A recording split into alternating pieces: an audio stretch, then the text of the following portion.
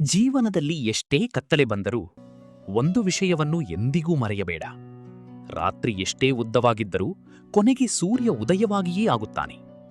ನಿನ್ನ ಜೀವನದಲ್ಲೂ ಹಾಗೆಯೇ. ಈ ದಿನದ ಕಷ್ಟ ನಾಳೆಯ ವಿಜಯಕ್ಕೆ ಅಡಿಪಾಯವಾಗಬಹುದು. ಸ್ನೇಹಿತನೇ, ನೀನೀಗ ಸೋತಿದ್ದೀಯಾ? ನಿನ್ನ ಶ್ರಮಕ್ಕೆ ಫಲ ಸಿಗುತ್ತಿಲ್ಲವೇ?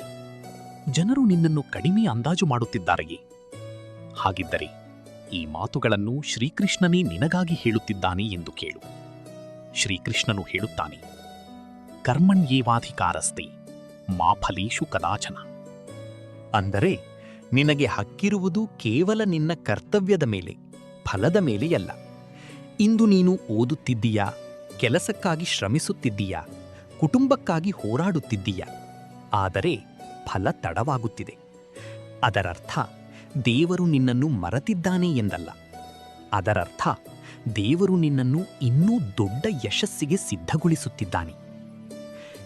ಜೀವನದಲ್ಲಿ ದೊಡ್ಡ ಗೆಲುವು ಸಿಗುವ ಮೊದಲು ದೊಡ್ಡ ಪರೀಕ್ಷೆಗಳು ಬರುತ್ತವೆ. ಅರ್ಜುನನೂ ಕೂಡ ಯುದ್ಧಭೂಮಿಯಲ್ಲಿ ಹೆದರಿದ್ದ. ಅವನ ಕೈಯಲ್ಲಿದ್ದ ಗಾಂಡೀವವೇ ಕೆಳಗೆ ಬಿದ್ದಿತ್ತು.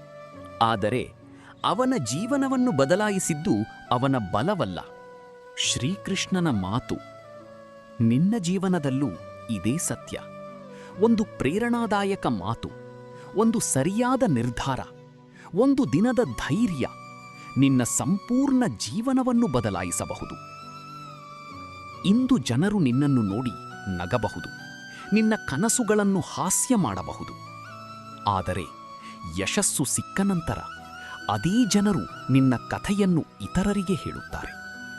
ಆದ್ದರಿಂದ ಜನರ ಮಾತುಗಳನ್ನು ಕೇಳಿ ನಿಲ್ಲಬೇಡ, ನಿನ್ನ ಗುರಿಯನ್ನು ನೋಡಿ ನಡೆಯು.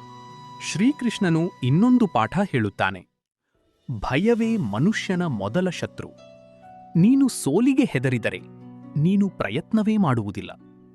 ಪ್ರಯತ್ನ ಮಾಡದವನು ಗೆಲ್ಲುವ ಅವಕಾಶವನ್ನೇ ಕಳೆದುಕೊಳ್ಳುತ್ತಾನೆ. ಆದ್ದರಿಂದ ಭಯವನ್ನು ಬಿಡು, ಧೈರ್ಯವನ್ನು ಹಿಡಿದುಕೋ. ನೆನಪಿರಲಿ, ಬೀಜವು ಮೊದಲು ಮಣ್ಣಿನೊಳಗೆ ಹೂತು ಹೋಗುತ್ತದೆ, ಕತ್ತಲೆಯಲ್ಲೇ ಇರುತ್ತದೆ. ಆದರೆ ಅದೇ ಬೀಜ ಒಂದು ದಿನ ದೊಡ್ಡ ಮರವಾಗಿ ಬೆಳೆದು 1000 ಜನರಿಗೆ ನೆರಳಾಗುತ್ತದೆ. ಇಂದು ನಿನ್ನ ಪರಿಸ್ಥಿತಿಯು ಹಾಗೆಯೇ ಇರಬಹುದು. ಇಂದು ಕಷ್ಟ, ನಾಳೆ ಕೀರ್ತಿ. ಇಂದು ಕಣ್ಣೀರು, ನಾಳೆ ಸಂತೋಷ. ಶ್ರೀಕೃಷ್ಣನು ಹೇಳುತ್ತಾನೆ, ಮನಸ್ಸನ್ನು ಗೆದ್ದವನು ಜಗತ್ತನ್ನೇ ಗೆಲ್ಲುತ್ತಾನೆ. ನಿನ್ನ ದೊಡ್ಡ ಶತ್ರು ಹೊರಗಿಲ್ಲ, ಅದು ನಿನ್ನ ಸೋಮಾರಿತನ, ನಿನ್ನ ಭಯ, ನಿನ್ನ ಅನುಮಾನ. ಮೊದಲು ಇವುಗಳನ್ನು ಗೆಲ್ಲು, ನಂತರ ಜಗತ್ತೇ ನಿನ್ನನ್ನು ತಡೆಯಲು ಸಾಧ್ಯವಾಗುವುದಿಲ್ಲ. ಇಂದಿನಿಂದ ಯಾರ ಜೊತೆ ಹೋಲಿಕೆ ಮಾಡಿಕೊಳ್ಳಬೇಡ. ನಿನ್ನೆಗಿಂತ ಇಂದು ಉತ್ತಮವಾಗಿರು.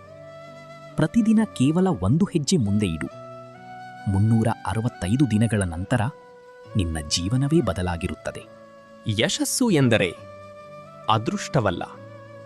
ಯಶಸ್ಸು ಎಂದರೆ ನಿರಂತರ ಪ್ರಯತ್ನ, ನಿರಂತರ ಶಿಸ್ತು, ನಿರಂತರ ನಂಬಿಕೆ.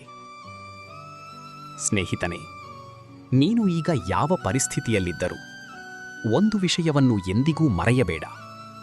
ದೇವರು ತಡ ಮಾಡಬಹುದು, ಆದರೆ ಅನ್ಯಾಯ ಮಾಡುವುದಿಲ್ಲ. ನಿನ್ನ ಕರ್ತವ್ಯವನ್ನು ಪ್ರಾಮಾಣಿಕವಾಗಿ ಮಾಡು. ನಿನ್ನ ಕನಸಿನ ಕಡೆ ನಡೆಯುತ್ತಿರು. ಒಂದು ದಿನ ಜಗತ್ತೇ ನಿನ್ನ ಯಶಸ್ಸಿಗೆ ಚಪ್ಪಾಳೆ ತಟ್ಟುತ್ತದೆ.